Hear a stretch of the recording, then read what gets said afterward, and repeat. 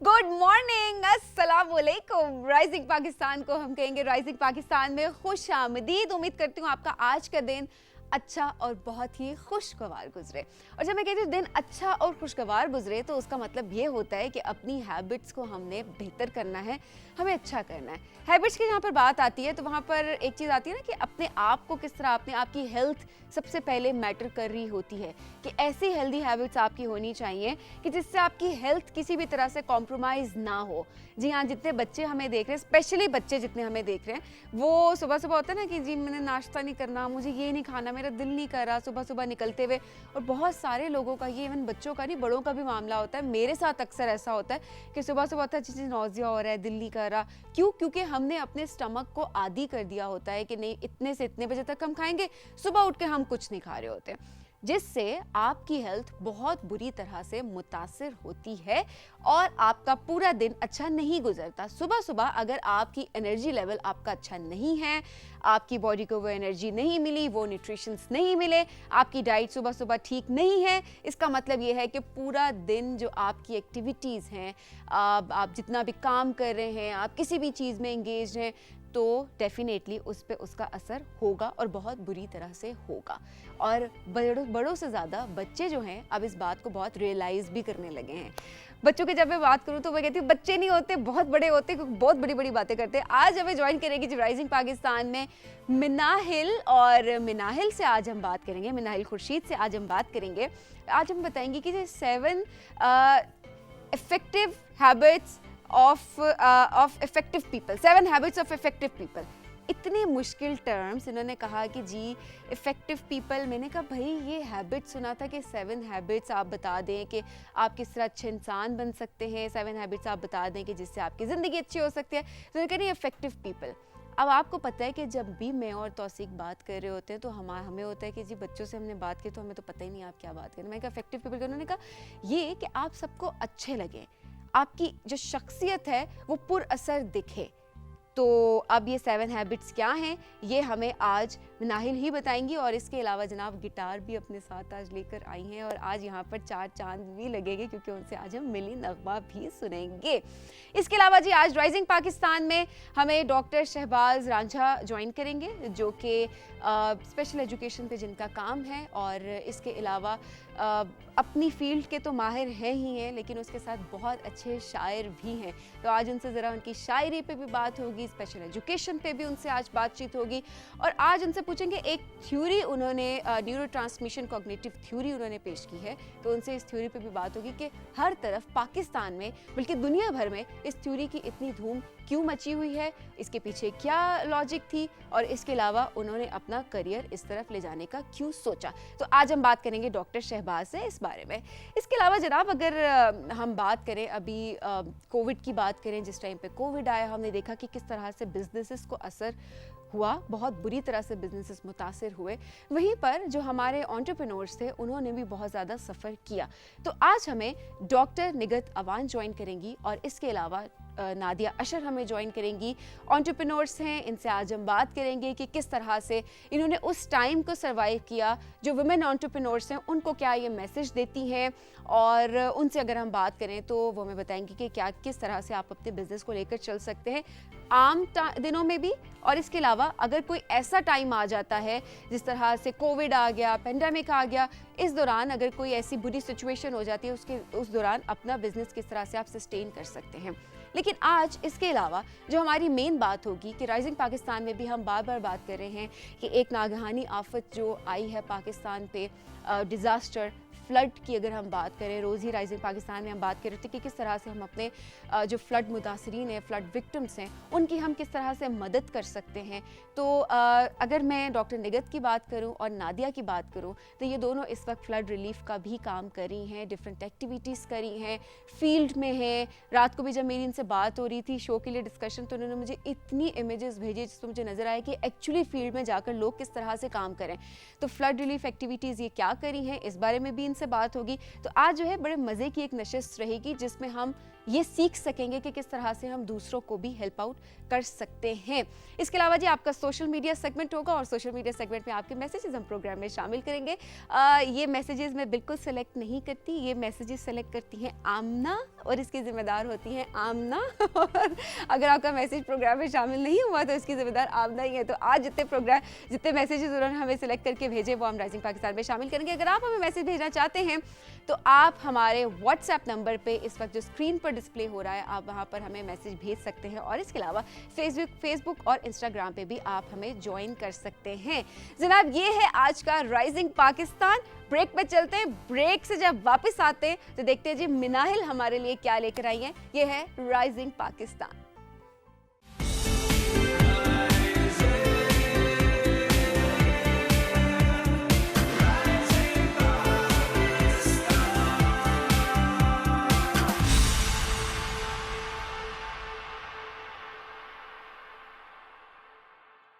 Welcome back to Rising Pakistan. Rising Pakistan में खुश आमदीद। हमें मिनाहिल ने ज्वाइन कर लिया है। 7 habits of highly effective people. क्या है ये, क्या कहानी है ये? अस्सलाम वालेकुम मिनाहिल, कैसी हैं आप? वालेकुम अस्सलाम, कैसी हैं आप? मैं बिल्कुल ठीक हूँ। Welcome to Rising Pakistan. Thank you very much.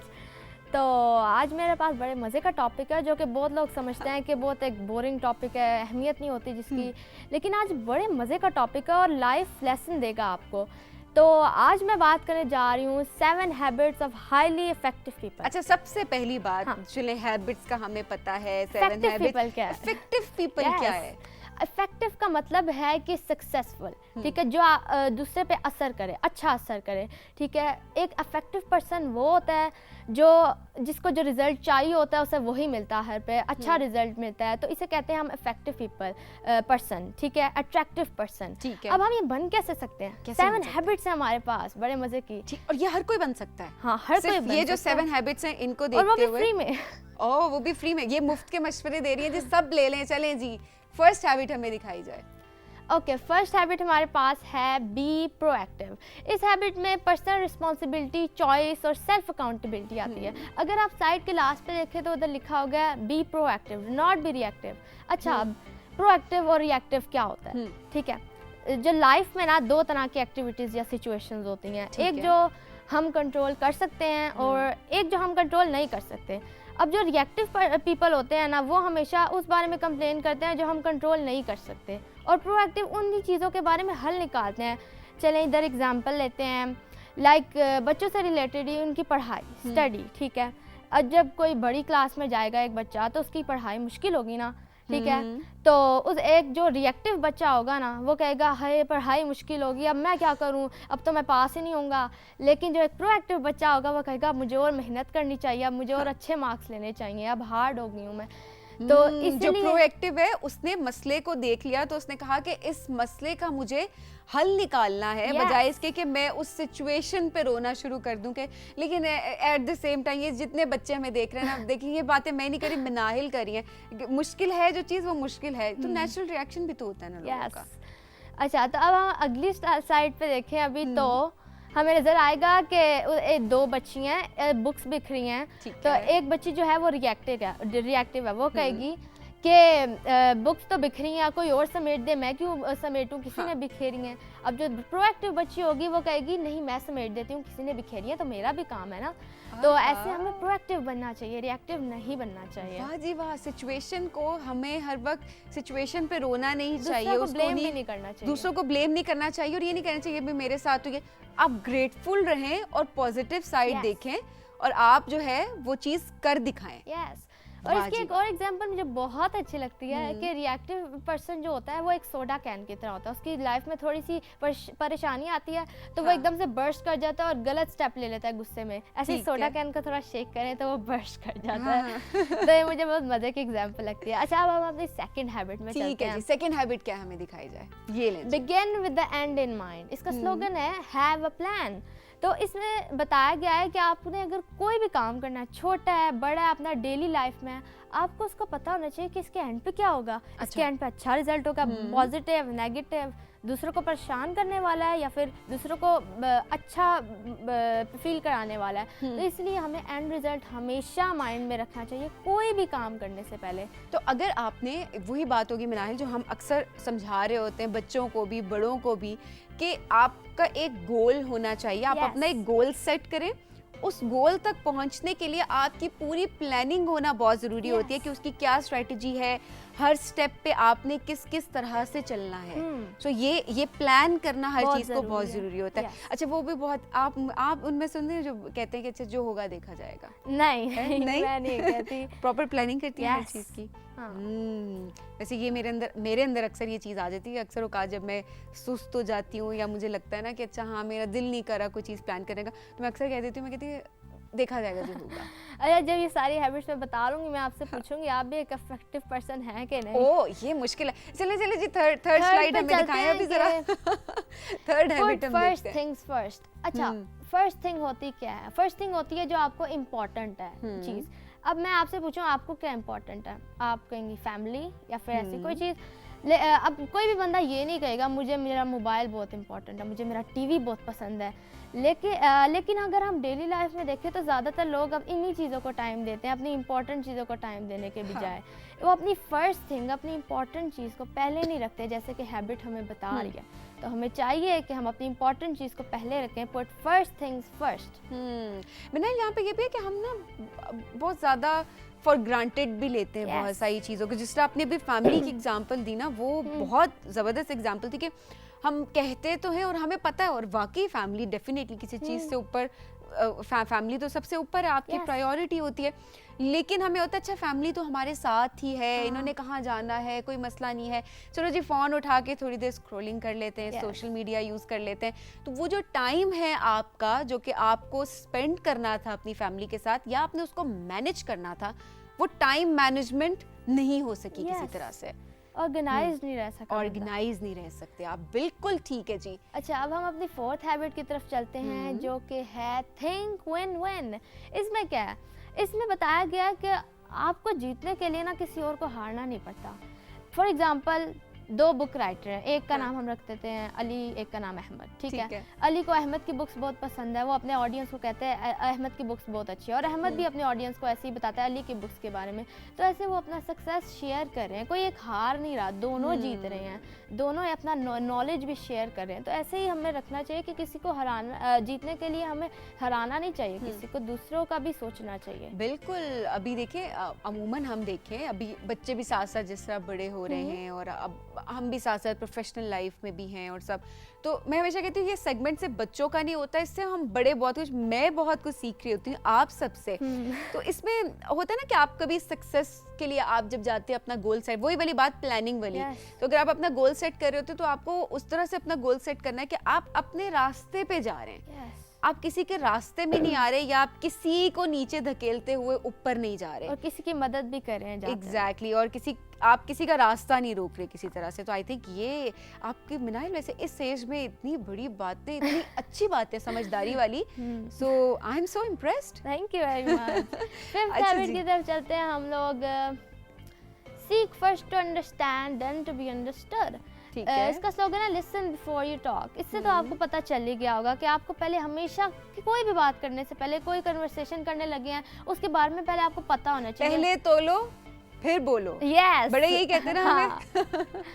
तो हमें पहले सुनना चाहिए फिर कुछ बोलना चाहिए। फॉर एग्जांपल 2 फ्रेंड्स बात कर रही हैं, ठीक है, एक फ्रेंड अपने मसले बता रही है, दूसरी फ्रेंड सिर्फ कह रही है इसकी बात खत्म हो, मैं अपनी बात बोलूँ, क्या बोलना शुरू हो गई है। ऐसे बिल्कुल भी नहीं करना चाहिए। दूसरों की बात आप सुनेंगे, कुछ नया भी सीखेंगे आप लोग, ठीक है। सिर्फ ये नहीं होता आपको कुछ उसके बारे में पता चलता है, कुछ नया सीखने को मिलता है, आप उसको अच्छी एडवाइस दे सकते हैं दूसरे बंदे को। ऐसा बहुत अच्छा इम्पैक्ट पड़ता है दूसरे पे अगर उनकी बात सुने हम। दूसरों की बात, एक अच्छा लिसनर होना बहुत ज़रूरी है। yes. अगर आप कहते हैं कि आपको लीडर बनना है और आपको एक इफेक्टिव पर्सन बनना है, तो उसमें सबसे बड़ी चीज़ ये होती है कि आपके अंदर वो लिसनिंग स्किल्स भी होनी चाहिए। क्योंकि लोग बात कर रहे होते हैं, लोग अमूमन बात करते हैं सिर्फ स्पीकिंग स्किल्स पे कि आपको ऐसे बात करनी चाहिए, लेकिन दूसरे की बात को सुनना ये भी एक स्किल है, और मैं देखती हूँ बहुत सारे लोगों में नहीं होती। yes. ऐसा है? आप में है?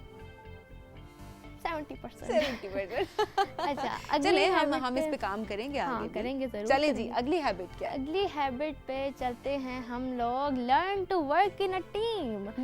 ये बहुत ज़्यादा इम्पोर्टेंट है, क्योंकि अक्सर ना स्टूडेंट्स में ये हैबिट होती है, वो उनको कोई ग्रुप प्रोजेक्ट मिलता है तो इसमें एक बच्चा ज़रूर होता है ग्रुप में कि भाई मैं अकेला होता तो ज़्यादा अच्छी प्रेजेंटेशन कर लेता, बाकी सारे ऐसे ही हैं, इनको कुछ आता ही नहीं है। हमें ऐसा बिल्कुल भी नहीं सोचना चाहिए। हमें सोचना चाहिए हम उनसे कुछ नया सीख सकते हैं, क्योंकि जब आप टीम में काम करते हैं ना, तो आपको दूसरे टीममेट्स के पॉइंट ऑफ व्यू से ना आपको एक चीज़ देखने का मौका मिलता है, नए आइडियाज़ मिलते हैं। हाँ, टीम वर्क देखिए कितना जरूरी होता है। Teamwork अब is so अकेले अकेले जब आप चल रहे होते हैं ना, तो फिर एक स्टेज आती है जिंदगी की, किसी भी लाइफ में, आप स्कूल लाइफ में हो, कॉलेज लाइफ में हो, प्रोफेशनल लाइफ में हो, अकेले अकेले जब आप चल रहे होते हैं तो एक पॉइंट आता है कि वो जिस चीज के लिए आप अकेले चल रहे थे वो आपके लिए बहुत सेकेंडरी हो जाती है, उसकी वो वैल्यू नहीं रहती। टीममेट्स आपके पिलर्स की तरह होते हैं साथ। और उसमें ये भी होता है कि अक्सर कोई चीज़ आपको नहीं भी आ रही होती ना, तो आपको होता है अच्छा जी हर एक 4 लोग हैं तो 4 लोग अपनी एक्सपर्टीज टेबल पे लेके अपनी यूनिक टैलेंट होता है, अपना यूनिक टैलेंट होता है हर बच्चे के पास, हर बंदे के पास, जो अपने वो टीम वर्क में शामिल करता है और वो टीम वर्क बहुत अच्छा सा रिजल्ट देता है। एग्जैक्टली। अच्छा जी, अगली हैबिट क्या है?